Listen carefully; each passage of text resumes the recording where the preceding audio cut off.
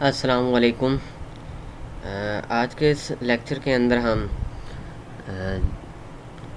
अपने नेटबीन्स को कनेक्ट करेंगे। हम इसे एक एप्लीकेशन को जो हमने एक क्रिएट की है, जिसके अंदर मैंने एक GUI डिज़ाइन की है, उसके अंदर मैंने एक लेबल इसको प्लेस किया है। ये टेक्स्ट फील्ड को प्लेस किया है, ये लेबल है, ये भी टेक्स्ट फील्ड है। और 4 बटन्स मैंने यहाँ पर प्लेस किए हैं, एक सेव का, एक डिस्प्ले का, एक डिलीट का और एक कैंसिल का। और यहाँ पर ये जो आपको नज़र आ रहा है, ये मैंने जे टेबल को यहाँ पे इंसर्ट किया है। अगर आप लोग यहाँ पर आएँ स्विंग कंट्रोल के अंदर, तो यहाँ पर आपको एक टेबल नज़र आएगा। इसको जस्ट मैंने यहाँ पे क्लिक किया और यहाँ पे इसको मैंने पेस्ट कर दिया है। ठीक है, यहाँ पे दोबारा अगेन मैंने क्लिक किए, ड्रैग एंड ड्रॉप किया है। उसके बाद यहाँ पर अब आपको दो फीचर्स जो हैं इसके नज़र आ रहे हैं। यहाँ पर फिर मैंने इसको राइट क्लिक किया और टेबल कंटेंट पे क्लिक किया, कॉलम्स पे गया और कॉलम्स पे जाकर कॉलम्स की जो क्वांटिटी है वो मैंने 2 कर दी। ठीक है, कॉलम्स की क्वांटिटी 2 कर दी। एक का नाम जो है मैंने रख दिया ऑर्डर नंबर, सेम वैसे ही जैसे मेरे पास एक टेक्स्ट एंट्री से डाटा, जो टेक्स्ट फील्ड से डाटा आ रहा था, उसका लेबल मैंने यहाँ पे एक रख दिया। ठीक है, और दूसरा मैंने यहाँ पर ऑर्डर, किस टाइप का ऑर्डर जो है वो आ रहा है। ठीक है, ऑर्डर यहाँ पे मैंने रख दिया और इसको मैंने इधर से रोज़ पे आया और रोज़ की जो तादाद है, इसकी जो क्वांटिटी है, यहाँ पे मैंने क्या किया, पहले यहाँ पे आपका डिफ़ॉल्ट नंबर 4 कुछ भी समथिंग आ रहा होगा, तो मैंने इसको क्या किया, मैंने इसको 0 कर दिया ताकि कुछ भी ना हो। ठीक है, और इसको मैंने क्लोज़ किया। जैसे ही क्लोज़ किया तो आपके पास ये चीज़ आ जाएगी। उसके बाद मैंने ये 4 बटन्स डिस्प्ले किए हैं। ये मैंने डिज़ाइन जो है खुद ही लगाया है, ये डिज़ाइन के ऊपर ध्यान नहीं देना आप लोगों ने।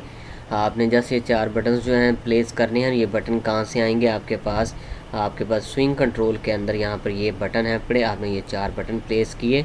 आपने हर बटन के ऊपर राइट क्लिक करना है और एडिट टेक्स्ट पे क्लिक करना है। इस तरह उनका नाम रख देना है आपने। टेक्स्ट जो है उसका फोरग्राउंड टेक्स्ट होता है और वेरिएबल नेम से का मतलब ये है, ये आपको अच्छे तरीके से पता है, ये किस लिए इस्तेमाल होता है। बैकएंड के ऊपर इस नाम के ज़रिए से आप इस जो है इसके ऊपर इवेंट जो है वो अकर होगा, उसको कॉल कर सकेंगे। ठीक है, तो इस तरह आपने चारों के नाम रख दिए। इसका नाम जो है मैंने BTN व्यू रख दिया। ठीक है, डिस्प्ले का, और इसी तरह इसका नाम मैंने रख दिया BTN डिलीट। ठीक है, और इसका नाम जो है मैंने रख दिया BTN कैंसिल। ठीक है, इसका नाम मैंने क्या रख दिया, BTN कैंसिल रख दिया। और ये जो मेरे पास टेबल है, इस टेबल का जो नाम है, इस टेबल का नाम मैंने LBL डाटा रख दिया और ओके पे क्लिक कर दिया। इसी तरह इस टेक्स्ट फील्ड का नाम जो है मैंने रखा है TXT ऑर्डर नंबर, इसको मैंने क्लिक कर दिया। इसी तरह इस टेक्स्ट फील्ड का जो नाम है मैंने रख दिया TXT ऑर्डर, सेम वैसे ही जैसे हमारे पास लेबल था। तो ये मेरे पास एक GUI मैंने इस तरह डिज़ाइन की है। और ये मैंने जो फ्रेम है, फ्रेम का जो मैंने बैकग्राउंड है वो मैंने क्या रखा हुआ है, फ्रेम का जो बैकग्राउंड है उसको मैंने, ये जो इसका जो स्टाइल है मेरे पास, जो सेट लेआउट है वो मैंने नल लेआउट रखी हुई है। ठीक है, और फिर उसके बाद मैंने क्या किया, सबसे पहले मैंने इसकी नल लेआउट किया। सबसे पहले जब मैंने इसको प्रोजेक्ट को बनाया तो इसकी लेआउट को मैंने नल किया। फिर उसके बाद मैंने एक लेबल को इसके ऊपर प्लेस किया और उसको एक्सटेंड कर दिया। ये वाला जो ये है, ये लेबल है, इसको मैंने फ्रेम के साइज़ तक एक्सटेंड कर दिया। एक्सटेंड करने के बाद इस लेबल का जो टेक्स्ट था, इसको अगर मैं दिखाऊँ, एडिट टेक्स्ट जो है इसका जो एडिट टेक्स्ट है उसको मैंने रिमूव कर दिया। ठीक है, और फिर इस पर क्लिक करने के बाद मैं यहाँ पर आया। यहाँ पर आने के बाद यहाँ पे आपको आइकन का ऑप्शन जो है इसका नज़र आएगा, इस लेबल का। अगर आप इसको स्क्रॉल यहाँ पे करें तो ये देखें, ये आइकन का ऑप्शन है, ये आपको नज़र आएगा।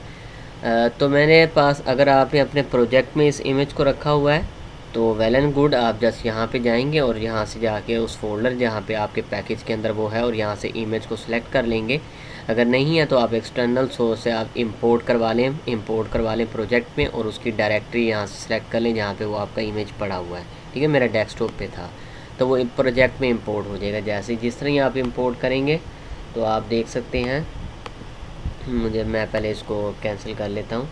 मैं अगर यहाँ पे आपको दिखाऊँ तो यहाँ पर ये देखें, अब ये मेरा इमेज जो है मेरे प्रोजेक्ट के अंदर शामिल हो चुका है। अब मैं जब भी इस इमेज को, प्रोजेक्ट को कहीं पे भी लेकर जाऊँगा तो ये इमेज भी मेरा उस प्रोजेक्ट के साथ जाएगा। अगर लिंक देंगे तो फिर जिस तरह ही आप जो है उसको मूव करेंगे प्रोजेक्ट को, तो इमेज आपका वहीं पे रह जाएगा और प्रोजेक्ट आपका आगे मूव हो जाएगा। एनीवे, अब हम क्या करते हैं, हमारा जो इसके अंदर आज का टास्क है, हमने हमारी इस एप्लीकेशन के अंदर जितना भी डाटा हम इस दो टेक्स्ट फील्ड में लिखेंगे और सेव के बटन पे क्लिक करेंगे, वो डाटा हमने अपनी डाटाबेस के अंदर सेव करना है।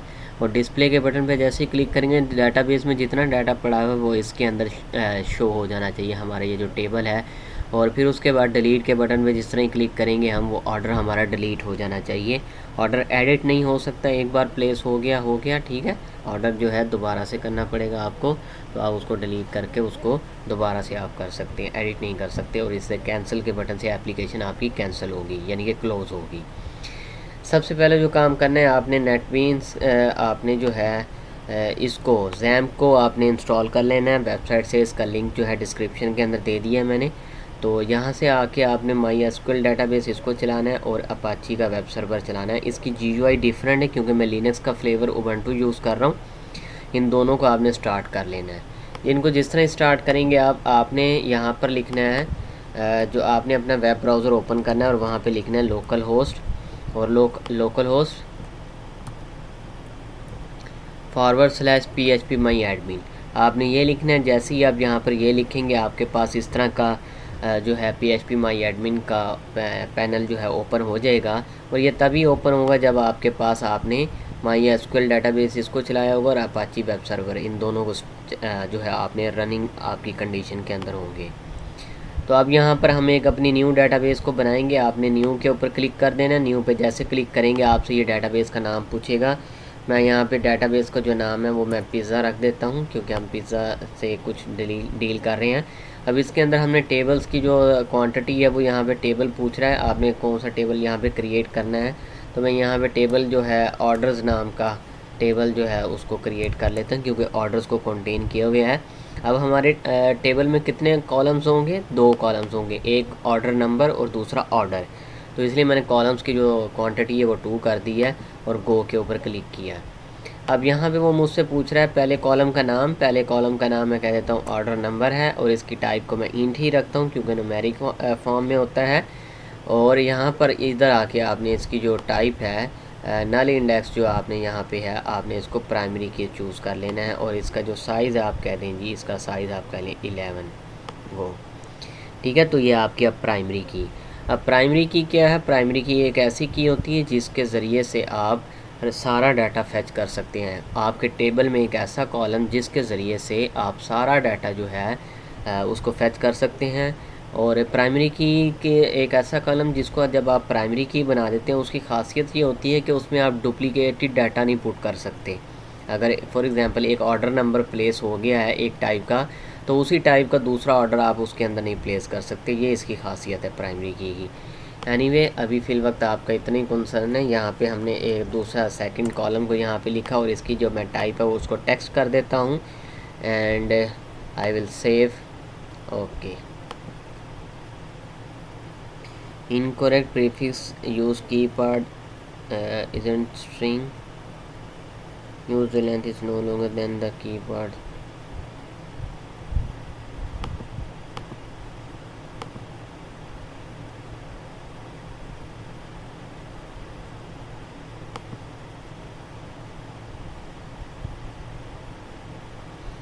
The name order.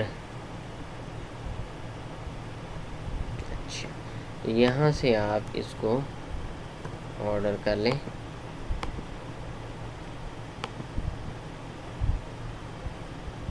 दोनों क्या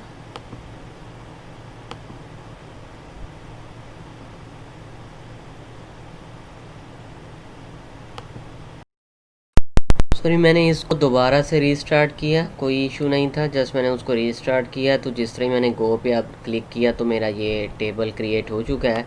अब इस ऑर्डर के टेबल पे मैं जैसे ही क्लिक करता हूँ तो ये देख सकते हैं आपके पास एक ऑर्डर नंबर है और दूसरा ऑर्डर है आपके पास, ठीक है। अब आपका ये टेबल क्रिएट हो चुका है डेटाबेस के अंदर। डेटाबेस का नाम क्या है? ऑर्डर। और डेटाबेस का नाम क्या है? Order pizza. और पिज़्ज़ा के अंदर ऑर्डर्स नाम का एक टेबल है, ऑर्डर्स नाम का टेबल है। उस ऑर्डर्स नाम के टेबल के अंदर आपके पास 2 कॉलम है, ऑर्डर नंबर एंड ऑर्डर, ठीक है। तो ये 2 कॉलम है आपके पास। अब जस्ट मैं यहाँ पर आऊँगा। सबसे पहला जो काम मैं करूँगा इसके अंदर आगे सबसे फर्स्ट जो मैं करूँगा, मैं लाइब्रेरी पे आऊँगा। लाइब्रेरी में यहाँ पे मैं राइट क्लिक करूँगा राइट क्लिक करने के बाद ऐड लाइब्रेरी पे क्लिक करूँगा और यहाँ से जो मैं लाइब्रेरी चूज़ करूँगा वो माई एसक्यूएल जेडीबीसी ड्राइवर, ठीक है, इसको मैं चूज़ करूँगा और ऐड लाइब्रेरी पे क्लिक करूँगा। जैसे ही आप देखेंगे यहाँ पे आपके पास ये ऐड हो चुकी है। अब नेक्स्ट काम, अब अच्छा, हम दो तरह के आपके पास ड्राइवर्स होते हैं, एक जेडीबीसी है, एक ओडीबीसी है। जेडीबीसी आपके पास जावा की डाटाबेस कनेक्टिविटी के लिए इस्तेमाल होता है और आपके ओडीबीसी ओपन डाटाबेस कनेक्टिविटी के लिए इस्तेमाल होता है, ठीक है। तो जावा जो है ये जेडीबीसी ड्राइवर को यूज़ करता है और हम माई एसक्यूएल को यूज़ कर रहे हैं, इसलिए माई एसक्यूएल का जेडीबीसी। अब आपने सर्विसेज के ऊपर जाना है, सर्विसेज के ऊपर जाने के बाद आपने डाटाबेस पे जाना है, डाटाबेस पे राइट क्लिक करना है, यहाँ से न्यू कनेक्शन पे जाना है और यहाँ से इसको स्क्रॉल डाउन करके आपने माई एसक्यूएल का कनेक्टर यूज़ करना है और नेक्स्ट के ऊपर क्लिक कर देना है, ठीक है। नेक्स्ट पे क्लिक करने के बाद यहाँ पे आपने अपनी डाटाबेस का नाम देना है। यहाँ हमारी डाटाबेस का नाम क्या है, पिज़्ज़ा, ठीक है, पिज़्ज़ा हमारी डाटाबेस का नाम है और हमारे पास जो यूज़र नेम है वो रूट ही है। पासवर्ड को एम्प्टी रहने दें। आप टेस्ट कनेक्शन पे क्लिक करें तो यहाँ पे आपका लिखा आ जाएगा टेक्स्ट कनेक्शन सक्सेसफुली, ठीक है। तो आपने नेक्स्ट पे क्लिक करना है। नेक्स्ट पे क्लिक करने के बाद आपने करते करते एट द लास्ट आपने फिनिश के ऊपर क्लिक कर देना है, ठीक है। तो आप फिनिश पे जैसे ही क्लिक करेंगे तो आपके पास आप देखेंगे कि आपके पास ये वाली जो डाटाबेस है क्रिएट हो चुकी है। देखें आपके पास जेडीबीसी माई एसक्यूएल के अंदर लोकल होस्ट 3306 के ऊपर ये रन हो रही है। पिज़्ज़ा डाटाबेस का नाम है आपकी, ठीक है। और उसके बाद जो है बस जस्ट आपने इसको रिमेंबर करना है। अब जस्ट फिर आपने अब क्या करना है, अब जस्ट आपकी ये जो एप्लीकेशन है ये आपकी इस डाटाबेस से कनेक्ट हो चुकी है, ठीक है, इस डाटाबेस से कनेक्ट हो चुकी है। अब जस्ट आपने क्या करना है, आपने सेव के बटन के ऊपर डबल क्लिक करना है। जैसे ही आप सेव के बटन पर डबल क्लिक करेंगे तो आपके पास कोडिंग ओपन हो जाएगी।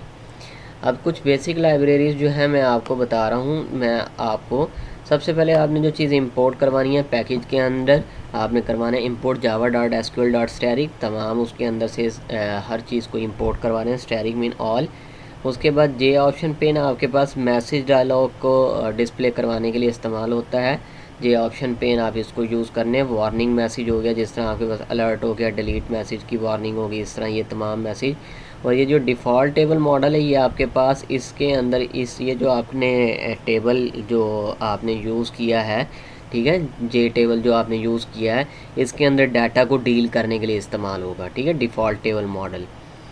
फिर उसके बाद आपने ये कनेक्शन का ऑब्जेक्ट क्रिएट करना है con। अब आप कह सकते हैं ये कनेक्शन कहाँ से आया, ये कनेक्शन जो है आपके पास यहाँ से आया sql.static, इसके अंदर डिफ़ाइन है।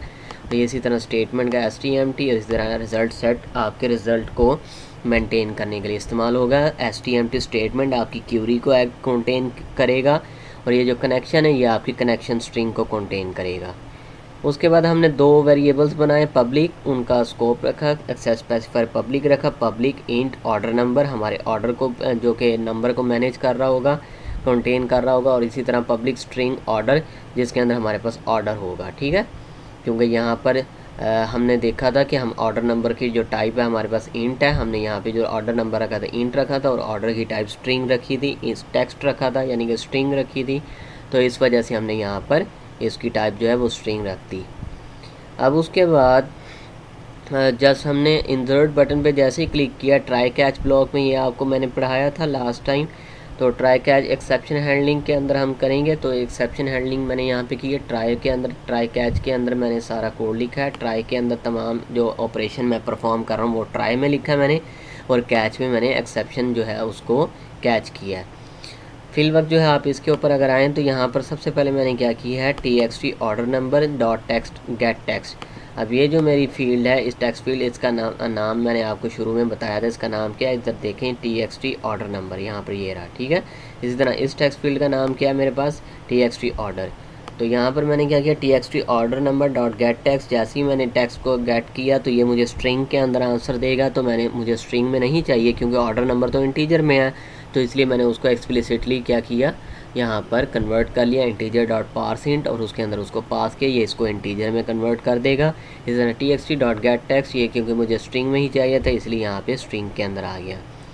अब उसके बाद जो है मैंने ड्राइवर्स को लोड किया, क्लास डॉट फॉर नेम, उसके अंदर मैंने com dot my SQL dot jdbc driver मैंने इसको लोड किया। उसके बाद जस्ट मैंने क्या किया, कनेक्शन स्ट्रिंग जो है उसको मैंने कनेक्शन के अंदर जो है प्लेस कर दिया। ड्राइवर मैनेजर को मैंने बता दिया इस कनेक्शन को जो है आप ऑन कर लें। क्या इस कनेक्शन को आप ऑन कर दें। ये कनेक्शन स्ट्रिंग है जिसके अंदर यूज़र नेम मेरे पास रूट है और पासवर्ड कुछ भी नहीं है, नल है, एम्प्टी है। ठीक है, तो 3 पैरामीटर होते हैं। फर्स्ट पैरामीटर कनेक्शन स्ट्रिंग होता है, सेकंड पैरामीटर जो होता है सॉरी आपका यूज़र नेम होता है, थर्ड पैरामीटर आपके पास पासवर्ड होता है। तो मैंने उसको एम्प्टी का कनेक्शन के अंदर मैंने पास कर दिया। उसके बाद मैंने इसको जो है एग्जीक्यूट करवाने के लिए मैंने इसके अंदर लिख दिया, HTMT के अंदर लिख दिया। अब मैं अपनी एक क्यूरी क्रिएट करूँगा। क्यूरी मेरे पास क्या होती है, अब इसको मैंने ऑन करना है ना, इस कनेक्शन को ऑन करना है, तो इसको मैंने इस वजह से HTMT के अंदर पास कर दिया। अब मैं बेसिकली क्या करूँगा HTMT के ज़रिए से, अब मैं इस HTMT के ज़रिए से इस HTMT में क्या है, ये कनेक्शन है ऑन स्टेट के अंदर। ठीक है, इस ऑन स्टेट में ये कनेक्शन यहाँ पर है। अगर यहाँ पे एरर आ गया, ठीक है, अगर एरर आ गया तो यहाँ से आपकी एक्सेप्शन रेज हो जाएगी। ठीक है, क्लास नॉट फाउंड एक्सेप्शन। ठीक है, यहाँ से ये आ जाएगी जस्ट। ठीक है, ये वाला जो अगर क्लास फॉर नेम अगर ये क्लास है उसको नहीं मिली, ये वाली क्लास नहीं मिली, तो ये आपके पास ये वाली एक्सेप्शन रेज हो जाएगी। एनीवे उसके बाद अब मैंने एक क्यूरी जो है एक स्ट्रिंग टाइप का वेरिएबल बनाया क्यूरी, और उसके अंदर मैंने ये क्यूरी प्लेस कर दी। ये डिफरेंट क्यूरीज़ हैं जो कि मैंने आपके पास इस फाइल के अंदर मैंने यहाँ पर लिख दी हैं। ठीक है, यहाँ पर ये देखें इंसर्ट इनटू, इंसर्ट अगर आपने टेबल के अंदर डाटा करना है तो आप इंसर्ट लिखते हैं, इनटू लिखते हैं। सेम ऐसे ही आपने लिखना है टेबल नेम, उसके अंदर ब्रैकेट लगा के जितने भी कॉलम्स होंगे आपने कॉलम्स के साथ जो है यहाँ पर एक और चीज़, ये जो कॉलम्स के नाम है ना ये आपके इस तरह आएंगे। ठीक है, ये कोट्स के अंदर आएंगे। और ये कहाँ से, मैं 1 के साथ एक बटन है टिल्डा साइन का, वहाँ पे है। ठीक है, तो ये आपके पास इस तरह आएंगे, नहीं तो अदरवाइज़ एरर आएगा। जो भी वटएवर यहाँ पे आपने वैल्यू प्लेस करनी है, वैल्यू के साथ तो नहीं आएगा लेकिन कॉलम के नाम के साथ ये लाजमी आएगा। ठीक है, तो यहाँ पर ये सारे सिंटैक्स मैंने लिख दिए हैं आपके लिए। आपने जस्ट यहाँ पे क्या किया, आपने जस्ट जो है ऑर्डर्स के अंदर ऑर्डर्स नाम का जो टेबल था आपके पास, ये देखें ऑर्डर्स नाम का टेबल जो था, इस ऑर्डर्स नाम के टेबल के अंदर आपने डाटा को इंसर्ट करना है। इस ऑर्डर नाम के टेबल में कितने कॉलम है, 2 कॉलम है, ऑर्डर नंबर एंड ऑर्डर। तो यहाँ पर वही लिखा हुआ है, ऑर्डर नंबर एंड ऑर्डर। और इन दोनों की वैल्यूज़ कौन सी होंगी, वो वैल्यूज़ ये होंगी जो आपके पास इस वेरिएबल्स में आ रही हैं, जो कि आपने उधर टेक्स्ट फील्ड से उठाई हैं। तो आपने पहले सिंगल कोट डालनी है, फिर डबल कोट डालनी है, फिर प्लस का साइन, यहाँ पे फिर वेरिएबल का नाम, फिर इनको क्लोज भी करना है सेम वैसे ही। और सेम यहाँ पर मैंने इस तरह किया। अगर वेरिएबल की वैल्यू लेके आएंगे तो आपको इस तरह करना पड़ेगा। अब इस क्यूरी को मैंने एग्जीक्यूट करवाना है, और किसके ज़रिए से एग्जीक्यूट करवाऊँगा, HTMT के ज़रिए से। तो HTMT.execute मैंने लिखा और उसके अंदर इस क्यूरी को मैंने पास किया, तो ये क्यूरी मेरी एग्जीक्यूट हो जाएगी। अगर ये क्यूरी मेरी एग्जीक्यूट नहीं हुई तो SQL की एक्सेप्शन आएगी तो मेरे पास, और वो मेरे पास इसके ऊपर डायलॉग बॉक्स के ऑप्शन पेन के अंदर मेरे पास एक होता है शो मैसेज डायलॉग। ठीक है, एक मैसेज डायलॉग शो करवाने के लिए इस्तेमाल होता है ये। उसके ऊपर मेरे पास सारा एरर जो है वो डिस्प्ले करवा देगा। और उस डायलॉग बॉक्स की जो टाइप है मैंने क्या रखी है, GOptionPane.error मैसेज। ठीक है, और उसके साथ ही मैंने स्क्रीन के ऊपर मैसेज प्लेस करवा दी ऑर्डर प्लेस का, और उसके साथ मैंने इनको दोनों फील्ड को क्या किया, एम्प्टी कर दिया। अब मैं इसको रन करके दिखाता हूँ। अब यहाँ पर देखें मैंने सबसे पहले यहाँ पर क्या किया, मैंने यहाँ पे लिख देता हूँ ऑर्डर नंबर, मैं 12 लिख देता हूँ। और मैं यहाँ पे ऑर्डर नंबर 1 लिख देता हूँ, और यहाँ पे मैं लिख देता हूँ कोल्ड ड्रिंक। ठीक है, कोल्ड ड्रिंक मैंने लिख दिया और सेव पे क्लिक कर दिया। तो अब ये देखें यहाँ पर ये जो चीज़ आई है ना, ये अब ये देखें ये इन्फॉर्मेशन मैसेज लिखा है मैंने, तो यहाँ पे आई का साइन आया, इन्फॉर्मेशन मैसेज।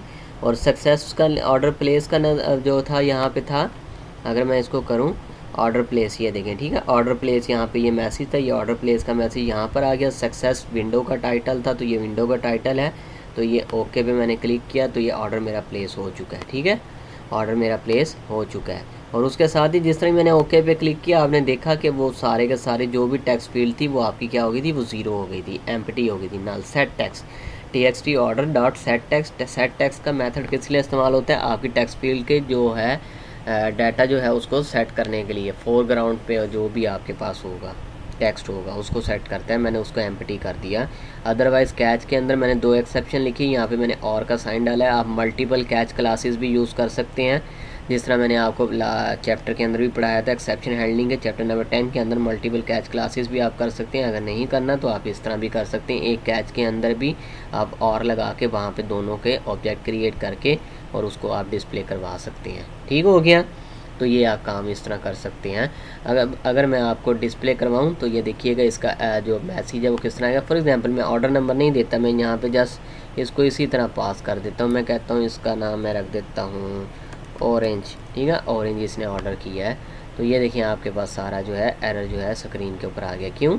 वजह ये है कि वो सारे का सारा यहाँ पर ऑर्डर नंबर और वो ऑर्डर को प्लेस करके लेके जाएगा। ठीक है, तो ये आपका फिल वक्त का लेक्चर था जिसके अंदर हमने देखा किस तरह हम अपने डेटाबेस के साथ कनेक्शन को क्रिएट करते हैं और किस तरह हम अपना एक फॉर्म से पर्टिकुलर फॉर्म से सारा डाटा जो है हमारी डेटाबेस में जाता है। अगर मैं आपको ये दिखाऊँ, आपको डेटाबेस दिखाऊँ, तो ये देखें डेटाबेस के अंदर आपने जो ऑर्डर नंबर 1 प्लेस किया था वो यहाँ पे एग्जिस्ट कर रहा है, कोल्ड ड्रिंक। नेक्स्ट लेक्चर के अंदर इंशाल्लाह ये सारा डाटा जो आपके पास है, ये जो सारा डाटा आपको आपकी डेटाबेस में नज़र आ रहा है, वो हम सारे का सारा इसमें लोड करवाएंगे, डिस्प्ले के बटन के बिहाइंड कोडिंग करेंगे। तब तक के लिए अल्लाह हाफिज़। इसकी प्रैक्टिस कर लें खूब सारी आप लोग।